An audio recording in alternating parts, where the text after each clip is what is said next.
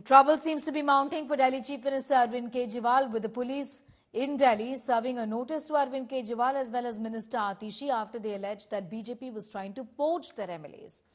Arvind Kejriwal and Atishi have to answer the notice to the crime branch today, or the crime branch will send them a reminder again. But the Chief Minister didn't stop here. He went on to say that BJP wants him to join the party as well, but he won't be backing down and continue fighting them. While denying all the charges, the Saffron Party has asked Arvind Kejriwal to furnish all the evidence to back his claim. The BJP asserted that this time they will make sure that AAP faces the consequences. But this is not the first time that AAP has made such allegations. Since 2014, Arvind Kejriwal and company have leveled charges against the Saffron Party, but most of the time they moved on without giving any proof. With Lok Sabha polls just around the corner, will AAP furnish evidence of poaching this time around or not? ये जो मर्जी षड्यंत्र कर ले हमारे खिलाफ, कुछ नहीं होने वाला। और मैं भी डटा हुआ हूं इनके खिलाफ, मैं भी नहीं झुकने वाला।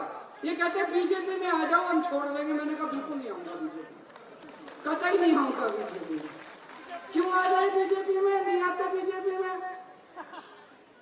बीजेपी में चले जाओ तो सारे खून माफ सब।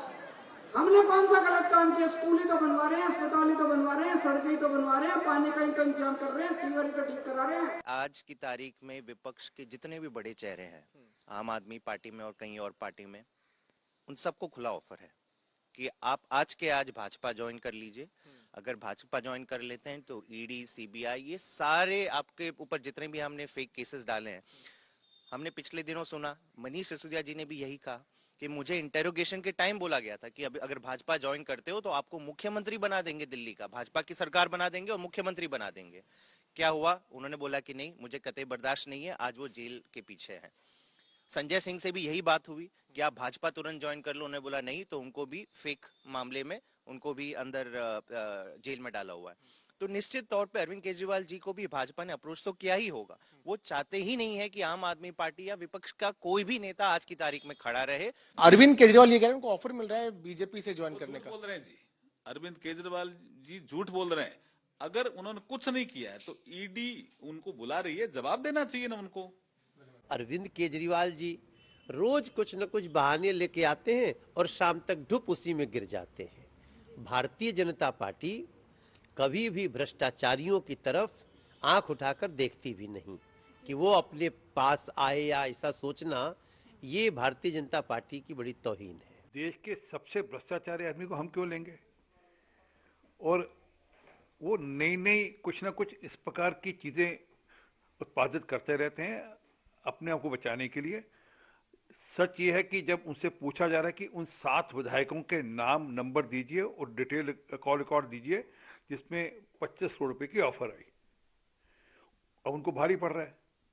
उन्होंने 21 का नंबर लिया था, बोला 7 को कॉल आ चुकी है, तो अब उनको देना पड़ेगा, नहीं तो उनके खिलाफ मुकदमा होगा। क्योंकि इस प्रकार से आप झूठ के बेस पर राजनीति नहीं कर सकते। All right, now more trouble seems to be brewing for the Aam Aadmi Party, for the government at least. As many as 65,000 ghost patients underwent pathological tests at the Delhi government-run Mohalla clinics through private labs during 11 months of 2023. A preliminary investigation conducted by the Anti-Corruption Bureau has revealed.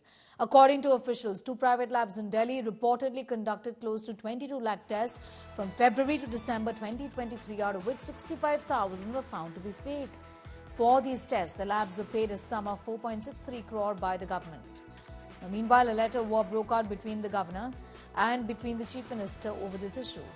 The governor expressed concern over the worsening healthcare system and lapses in the Mohalla clinic, demanding urgent action. On the other hand, Delhi Chief Minister claimed that the situation arose because of the inefficiency of the Health Secretary and Finance Secretary, who openly defy written and oral orders of his minister. He demanded replacement of these 2 bureaucrats on an urgent basis.